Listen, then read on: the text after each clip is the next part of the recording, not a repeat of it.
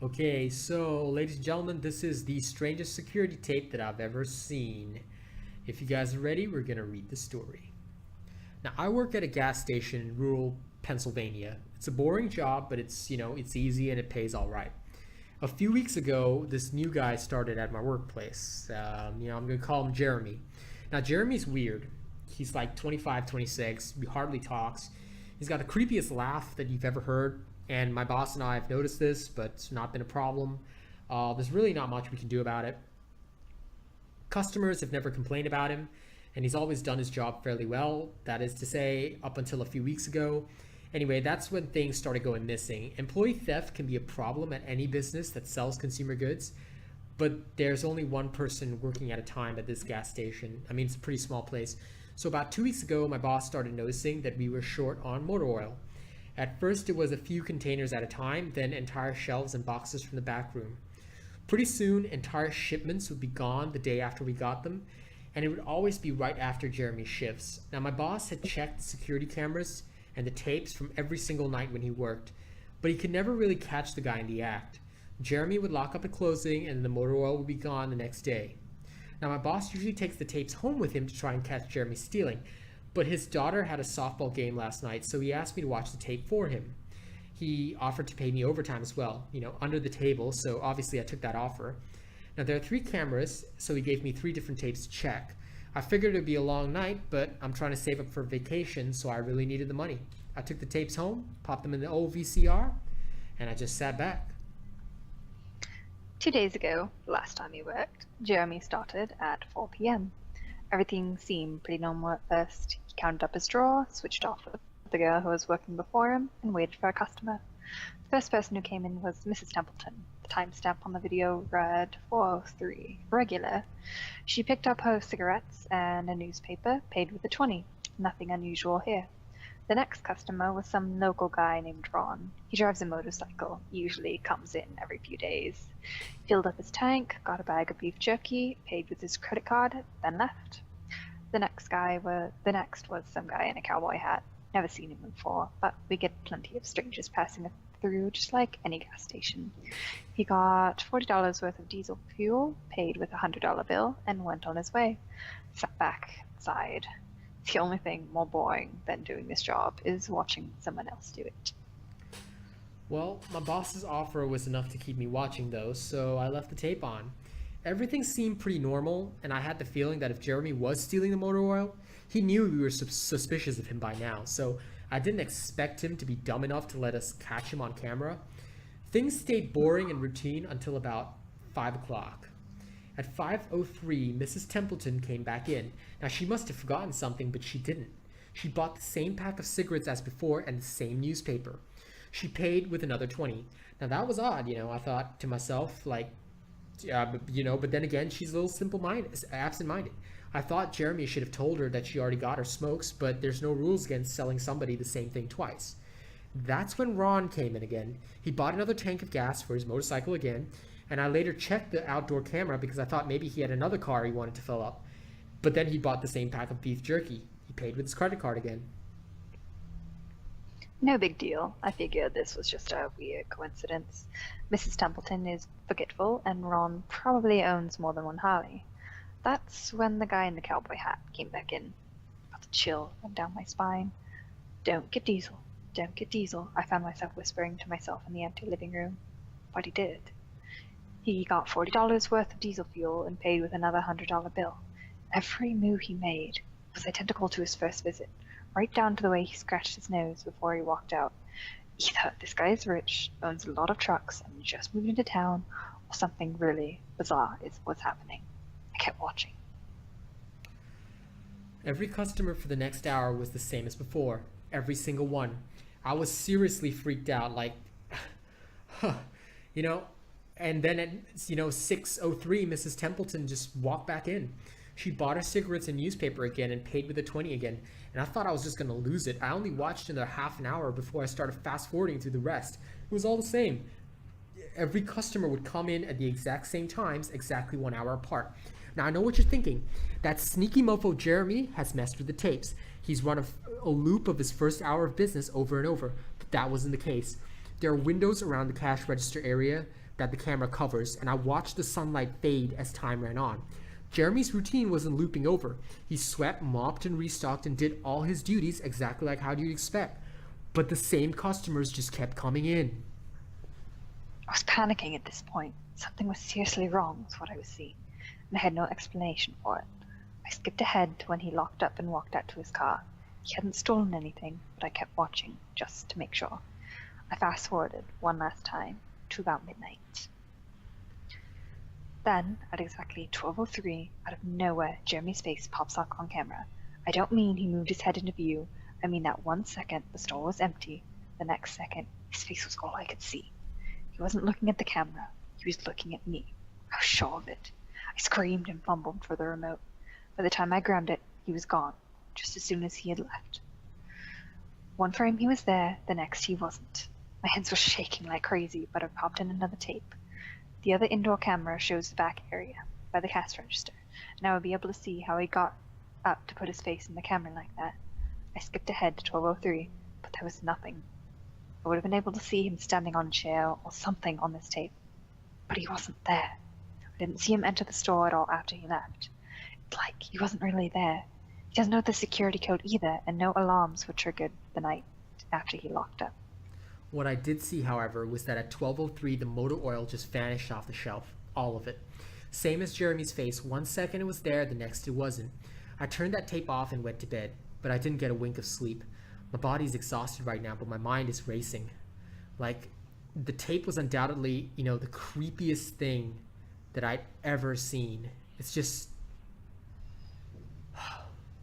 I'll work in a few hours. My boss asked me to bring the tapes back in and let him know what I found, but really, what the hell am I going to say? Jeremy works the night shift tonight, directly after me. And the plan is for my boss to come in just before I leave and confront him with me, as I'm supposed to have been the one who, caught him stealing, but I've got no idea what I'm going to do. I suppose I'll have to show my boss the tapes, but I don't want to watch them with him. I never want to see something like that again. I can't get the image of Jeremy just smiling directly into the camera out of my mind. It was the creepiest look I've ever seen on another human being's face. Anyway, I'm going to try and get some last-minute sleep before I have to go in and deal with this. I'll let you guys know what happens. Update, 2:49 p.m. Updating for my phone. Apologies in advance for errors. My boss just finished watching the last of the tapes. I told him what to expect, but you can't really prepare someone for something like that. He's scared. I still am too. And Jeremy's due to come in at 4. We got a little over an hour to get everything together, but neither one of us knows what to say to him. Is he just a messed up guy who likes to steal motor oil and scare everyone? Or is he something else? I don't know if this is crazy, but does anyone think he could have done anything to do with the time loop? My boss said he never noticed anything like that in the other tapes. The way he popped up this one time made me think that he knew I would be watching. It's like he wanted me to see what he could do. Like he was showing off or something. The way he smiled into the camera was like a little kid showing you a sandcastle they built or something. I don't know, it probably sounds crazy. I should feel the part.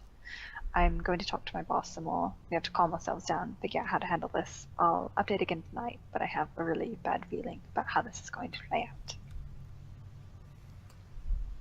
Update, 4:33 p.m. No sign of Jeremy. Tried calling him, but his phone has been disconnected. We're calling the police. Update, 5:33 p.m. No sign of Jeremy. Tried calling him, but his phone has been disconnected. We're calling the police. Update, 6:33 p.m. No sign of Jeremy. Tried calling him, but his phone has been disconnected. We're calling the police. Update, 7:33 p.m. No sign of Jeremy. Tried calling him, but his phone has been disconnected. We're calling the police.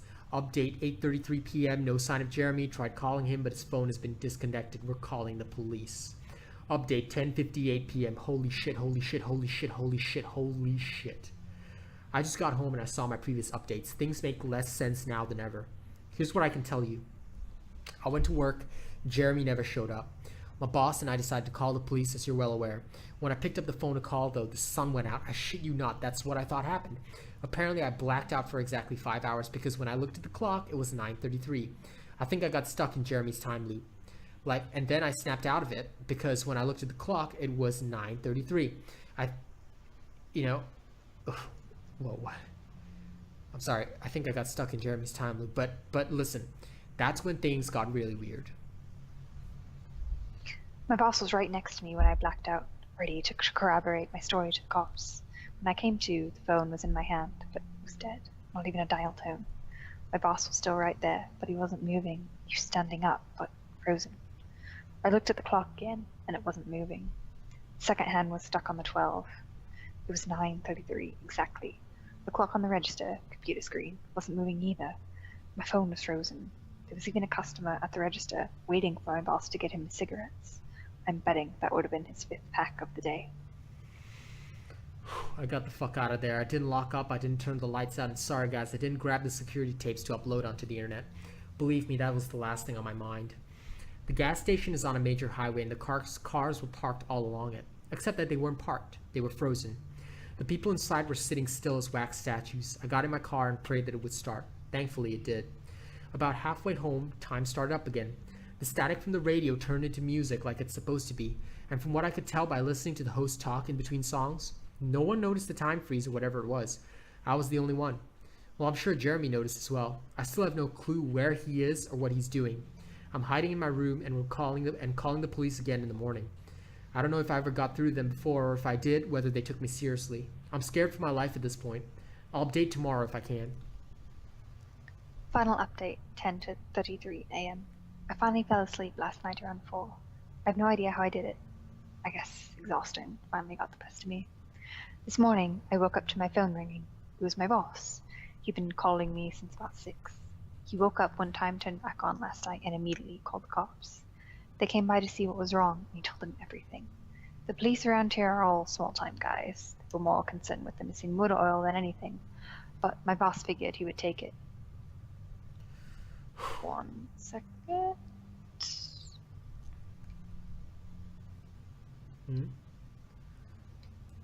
He would take Ad it. popped up on the stupid thing.